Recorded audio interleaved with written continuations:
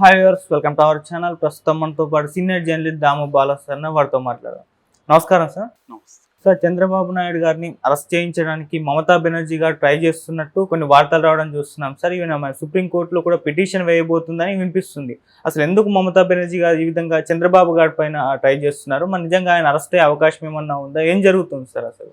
మమతా బెనర్జీ చంద్రబాబుని జైలుకు పంపించడానికి ఒక స్కెచ్ చేసింది అనేది ఒక వార్త. చాలా నేషనల్ హిందీ యూట్యూబ్ ఛానళ్ళు కొన్ని దీన్ని కవర్ చేశాయి. ఇందులో ప్రధానంగా ఆర్గ్యుమెంట్ ఏంటంటే, ఈ ప్రభుత్వం కూలిపోతుందని మమతా బెనర్జీ చాలాసార్లు చెప్పింది కూడా. మోడీ ప్రభుత్వం కూలిపోతుంది. గతంలో ఒక రోజు ఉన్న ప్రభుత్వాలు ఉన్నాయి, 13 రోజులు ఉన్న ప్రభుత్వం ఉంది. రెండోది, ఈ ప్రభుత్వాన్ని మేము కోల్చాం, అది లోపల నుంచే విస్ఫోటనం, ఇంప్లోజన్ జరుగుతుంది, ఆ విస్ఫోటనం జరుగుతుంది అనేది కూడా ఆమె చెప్పింది. అంటే మమతా బెనర్జీ కావచ్చు, లేదా ఇండియా కూటమిలో ఉన్న అనేక మంది నాయకులు మోడీ ప్రభుత్వాన్ని ఎలా కూలగొట్టాలా అన్న ప్లాన్లు అయితే ఖచ్చితంగా ఉన్నారు. ఎందుకంటే పెద్ద మెజారిటీ మోడీకి లేదు. 292 ఉన్నాయి, 272 కావాలి అంటే ఎన్డీఏకి. సో 20 మంది మాత్రమే ఎక్స్ట్రా ఉన్నట్టుగా లెక్క. ఆ 20 మందిని లాగగలిగితే మోడీ ప్రభుత్వం కూలిపోతుంది. ఆ 20 మంది తమ వైపు వస్తే మోడీ ప్రభుత్వం కూలిపోతుంది. సో కాబట్టి ఖచ్చితంగా ఇండియా కూటమి ఈ ప్రణాళికలు వేస్తుంది. సో ఇప్పుడు ఏంటంటే, వాళ్ళ ప్లాన్ ఏమంటే, చంద్రబాబుని టార్గెట్ చేయగలిగి, చంద్రబాబుని మోడీకి చంద్రబాబు మధ్య గొడవలు క్రియేట్ చేయగలిగితే, చంద్రబాబు విత్డ్రా చేసుకుంటే, చంద్రబాబు 16 మంది ఉన్నారు, మొత్తంగా ఆంధ్రప్రదేశ్లో 21 మంది ఉన్నారు. సో ఇది కానీ వీళ్ళు కానీ బయటకు వచ్చేస్తే మోడీ ప్రభుత్వం కూలిపోతుంది అనేది ఒక స్కెచ్. అట్లాగే నితీష్ కుమార్ని కూడా అక్కడ టార్గెట్ చేయడం. ఎందుకంటే నితీష్ కుమార్ మొన్ననే ఇండియా కూటమి నుంచి ఇటు జంప్ అయ్యాడు. యాక్చువల్గా ఆయన చావనైనా తెస్తాను కానీ నేను బీజేపీతో కలవనని కూడా అంతకుముందే స్టేట్మెంట్ ఇచ్చాడు, మళ్ళీ వెళ్ళిపోయాడు. ఆయన అనేకసార్లు ఇటు జంపింగ్ జలాంగ్ అంటారు ఆయన. సో అటువంటి వ్యక్తి మళ్ళీ ఇండియా కూటమిలోకి రాడనేమి గ్యారంటీలే. రేపు పొద్దున్న బీహార్లో నెక్స్ట్ ఇయర్ ఎలక్షన్స్ ఉన్నాయి. సో దాంట్లో మళ్ళీ ఇండియా కూటమి తరపున అయితే మనం గెలుస్తామని అనుకున్నాడు అనుకో, ఆయన మళ్ళీ ఇటు వదిలేసి వచ్చేస్తాడు. సో ఈ ఇద్దరిని కానీ టార్గెట్ చేస్తే మోడీ ప్రభుత్వం కూలిపోతుంది, మనం ప్రభుత్వం ఏర్పాటు చేయొచ్చు అనేది ఇండియా కూటమి నాయకులకు ఉన్న అండర్స్టాండింగ్. సో అందుకని చంద్రబాబుని టార్గెట్ చేయడం కోసమే మొన్న అక్కడ వెస్ట్ బెంగాల్ ఎంపీ, ఈ తృణమూల్ కాంగ్రెస్ ఎంపీ కళ్యాణ్ బెనర్జీ కూడా ఒక బాంబు పేల్చాడు. అది మనం ఆల్రెడీ చెప్పుకున్నాం. అంటే చంద్రబాబు మీద కేసులు ఉన్నాయి, ఈడీ సిబిఐ ఎందుకు అరెస్ట్ చేయలేదు చంద్రబాబుని? మీరే గతంలో చెప్పారు కదా, ఇతను పోలవరాంని ఏటీఎం లాగా ఉపయోగించుకుంటున్నాడు, అతని అవినీతిలో నాకంటే సీనియరు, ఇలాగంతా మోడీనే మాట్లాడాడు ఒకప్పుడు. సో దాన్ని గుర్తు చేశారు. సో ఆ రకంగా ఇప్పుడు చంద్రబాబు అవినీతిలో కొరికిపోయాడు, అతన్ని మీద చర్యలు తీసుకోవాలనేది అతను డిమాండ్ చేశాడు. అలాగే ఇంకొక లేటెస్ట్ స్కామ్ గురించి కూడా కళ్యాణ్ బెనర్జీ చెప్పాడు. అదేంటంటే, ఈ రిజల్ట్ వచ్చిన రోజే 31 లక్షల కోట్ల లాస్ వచ్చింది స్టాక్ ఎక్స్చేంజ్లో. కానీ అదే రోజే 521 కోట్లు చంద్రబాబు భార్య పేరుతో ఉండే కంపెనీకి లాభం వచ్చింది. ఇది ఎలా సాధ్యమైంది, దీని వెనక కుంభకోణం ఏంటి అనేది కూడా ఆయన మాట్లాడారు. సో ఇప్పుడు ఒకటి, వాళ్ళు సుప్రీంకోర్టులో పిటిషన్ వేయబోతున్నట్టుగా మనకు అర్థమవుతుంది. ఒకటి ఏంటంటే, ఈ కొత్తగా ఈ 521 కోట్ల స్కాము దీని మీదకి వెళ్తున్నారు. రెండవది, గతంలో ఇతని మీద ఉన్న కేసుల్ని ఎందుకు ముందుకు తీసుకెళ్ళట్లేదు, ముఖ్యంగా స్కిల్ డెవలప్మెంట్ మీద సుప్రీంకోర్టు ఎందుకు ఇప్పటికి కూడా తేల్చట్లేదు, అట్లాగే ఈయనకి సంబంధించి కొన్ని బెయిల్లు కూడా సుప్రీంకోర్టులో పెండింగ్లో ఉన్నాయి. సో వీటి మీద ఎందుకు తేల్చట్లేదు, చంద్రబాబు కేసుల్ని త్వరగా తేల్చండి, ఒక ప్రజాప్రతినిధి కేసులను తేల్చాలని జగన్ విషయంలో కూడా ఇదే జరిగింది. అలాగా ఇప్పుడు చంద్రబాబు మీద సుప్రీంకోర్టులో వేయించి పిటిషన్లు చంద్రబాబుని ఇరుకుని పెట్టాలనేది ప్లాను. అయితే మోడీ ఇంకొక వెర్షన్ కూడా వినిపిస్తుంది కొన్ని ఛానల్లో, హిందీ ఛానల్లో ఏమొచ్చిందంటే, అసలు మోడీ కూడా చంద్రబాబుని ఇబ్బంది పెట్టే ఆలోచనలో ఉన్నాడు, కేసుల్ని కొద్దిగా టైట్ చేసే ఆలోచనలో మోడీ కూడా ఉన్నాడు అనేది ఒక వాదన. ఎందుకు మోడీకి అవసరం ఏంటి?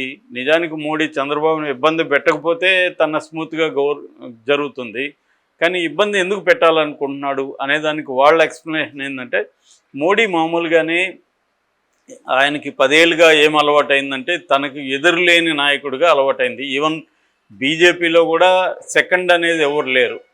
అంతా కూడా నల్లి సెకండర్స్ అంటారు. నల్లి సెకండర్స్ అంటే సెకండ్ టు నన్, ఇంకెవరు ఆయనకి సెకండ్ లేదు. సో అలాంటి ఈవెన్ ఆర్ఎస్ఎస్ని కూడా ఆయన క్యార్ చేయలేదు.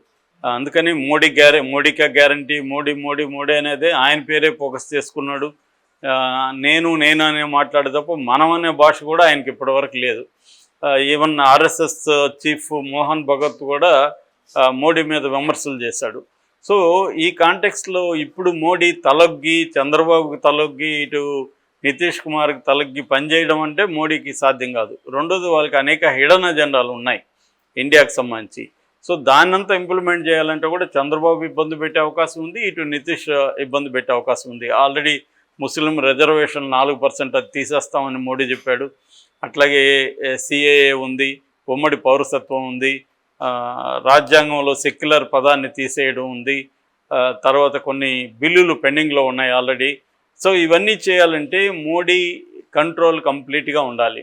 కంప్లీట్ కంట్రోల్గా ఉండాలంటే ఇటు చంద్రబాబు అటు నితీష్ ఎదిరించకూడదు అంటే వీళ్ళ మీద కేసులు అనే కత్తులు వేలాడుతుండాలి.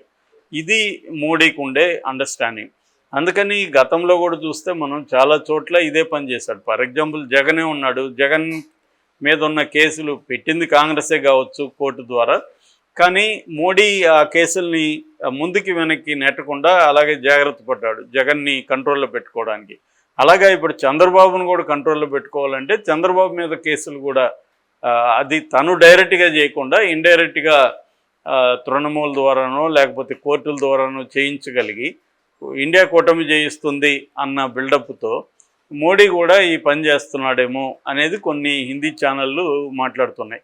ఎందుకంటే ఇప్పుడు హిందీ ఛానళ్ళంతా కూడా మోడీ ప్రభుత్వం కూలిపోతుందని చాలాసార్లు చెబుతున్నారు. అట్లాగే ప్రపంచ స్థాయి మేధావులు కూడా చాలామంది ఇండియా కూటమి మళ్ళీ అధికారంలోకి వచ్చే అవకాశం ఉంది, ఇది ఎక్కువ కాలం నిలవదని చెప్తున్నారు. మన పరకాల ప్రభాకర్ అయితే మొత్తం దేశవ్యాప్తంగా ఛానళ్ళల్లో మాట్లాడుతూ ఇదే చెప్తున్నాడు. ఆయన అంతకుముందు కూడా ఈ ప్రభుత్వాన్ని గెలవదని చెప్పాడు. ఆ తర్వాత ఏమో ఒకవేళ గెలిచినా కూడా ఇండియా అబ్సల్యూట్ మెజార్టీ రాదు బీజేపీకి అని చెప్పాడు. ఆయన చెప్పింది నిజమైంది, సంకీర్ణ ప్రభుత్వం ఏర్పడే అవకాశం ఉందన్నాడు. ఇప్పుడు ఈ సంకీర్ణ ప్రభుత్వం కూలిపోతుందని ఆయన చెప్తున్నాడు, 5 ఏళ్ళు ఉండదని. సో అందుకని ఈ కాంటెక్స్ట్లో మోడీ ఏం ఆలోచిస్తున్నాడంటే, ఒకటి ఇండియా కూటమిలో ఉన్న వాళ్ళని కొంతమందిని బీజేపీలోకి తీసుకురావాలి. అందుకని ఆయన ఏం చేస్తున్నారంటే ఎవరెవరి మీద కేసులు ఉన్నాయి ఎంపీల మీద వాళ్ళని ఎలా ప్రెజర్ చేయాలనేది ఒక టాక్టిక్స్ ఫాలో అవుతున్నారు. ఆల్రెడీ ఉత్తరప్రదేశ్లో ఒక 6 మంది ఎంపీల మీద కేసులు గట్టిగా ఉంటే వాళ్ళని ప్రెజర్ చేయడం ఆల్రెడీ మొదలుపెట్టారు. That is one strategy. Second strategy, తన మిత్రుల నుంచి కూడా కొంతమందిని లాక్కోవడం. అది తెలుగుదేశం కావచ్చు, నితీష్ కావచ్చు, ఎవరైనా కూడా తన మిత్రుల నుంచి కూడా కొంతమందిని తన వైపు లాక్కోవడం. ఇది సెకండ్. అంటే బీజేపీని అబ్సల్యూట్గా 272 ఉంటే తనకి కంప్లీట్గా కంట్రోల్ ఉంటుంది. అప్పుడు చంద్రబాబు ప్రెజర్కో నితీష్ ప్రెజర్కో తలగ్గాల్సిన అవసరం లేదు. ఇది మోడీకి ఉన్న ఆలోచన. ఎలాగూ నాన్ ఇండియా కూటమి, ఎన్డీఏ కూటమి పార్టీలు, జగన్ లాంటి వాళ్ళు కొంతమంది ఉన్నారు, వాళ్ళు ఎలాగో తమ దీనికి వస్తారు. సో ఇది మోడీకి ఉన్న అండర్స్టాండింగ్. సో అందులో ఫస్ట్ స్టెప్ ఏంటంటే నితీష్ని, చంద్రబాబుని తన కంట్రోల్లో పెట్టుకోవడం. గట్టిగా డిమాండ్స్ చేయకూడదు రాష్ట్రానికి సంబంధించి. అలాగే తాను ప్రవేశపెట్టబోయే బిల్లులు కావచ్చు, మిగతా వాటికి ఎదురు చెప్పకూడదు. సో అందుకని చంద్రబాబు మీద కేసులు పెట్టి చంద్రబాబుని ఇబ్బందులకు గురి చేస్తే తన కంట్రోల్లో ఉంటాడని. మామూలుగా మనకి భార్యాభర్తలకు సంబంధించి మా ఫ్రెండ్ ఒకటి చెప్పేవాడు. సో మన భార్య మనకి సమస్యగా మారితే ఏం చేయాలంటే మనం ఆమె సమస్యలను క్రియేట్ చేయాలని. సో అప్పుడు ఆమె సమస్యలు ఆమె బిజీగా ఉంటుంది, మనకు సమస్య కాదు. సో చాలామంది హౌస్ వైఫ్స్ ఖాళీగా ఉండి మనల్ని బుర్రదింటుంటారు. వాళ్ళకి ఉద్యోగం లేక వాళ్ళని పంపించేస్తే వాళ్ళకు ఓన్ సమస్యల్లో వాళ్ళు బిజీ అయిపోతారు, మన మీదకి రారని.